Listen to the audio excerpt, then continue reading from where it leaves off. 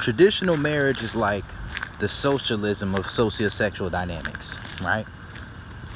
Or the communism or the socialism of sociosexual dynamics. And the purpose is for the same reason that you have socialism, right? Because in a society where people have the freedom to do what they want sexually without worrying about too much social shame or scrutiny, they're put into a position where the cream rises to the top, a lot of overstimulation occurs, a lack of empathy under the guise of empathy occurs, and in these particular types of situations, greed is accrued and desensitization is accrued, right? But another thing that occurs is that when you're in a situation where you have socialism or you have traditional marriage and monogamy as the societal norm, that poses its own issues.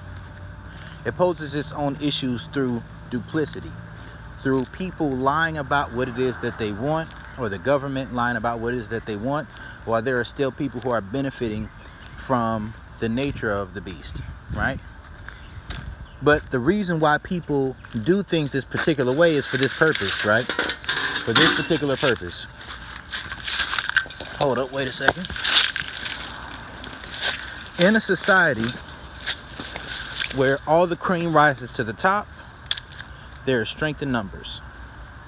The strength in numbers is this. When men do not have access, and we can look at money and financial resources similar to the way that we look at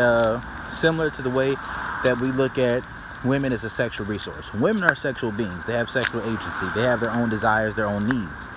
This is a fact.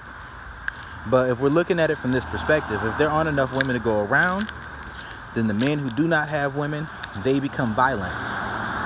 Because it may not just be due to their lack of physical strength or the lack of fighting ability, it's their sexual desirability, right? And that's an important concept to understand. When we understand this, we also understand that there is strength in numbers. When there is a situation where that's the sociosexual dynamics of the situation, what can tend to happen is men will become violent. The same way, if there's too much financial inequality in a particular space, yes, some men will get paid off to protect the men who have more, but at the same time, eventually, those men are going to have an issue, especially when duplicity is involved. And that's another aspect of what tends to go wrong when we're talking about just the nature of the beast, and when it comes to socialism, or the nature of the beast when it comes to traditional based, marriage type of relationships and societies. In those particular types of situations, violence can also occur when there's one man who's having a bunch of other men's wives. So, traditional marriage is to sex what socialism is to money and the economy.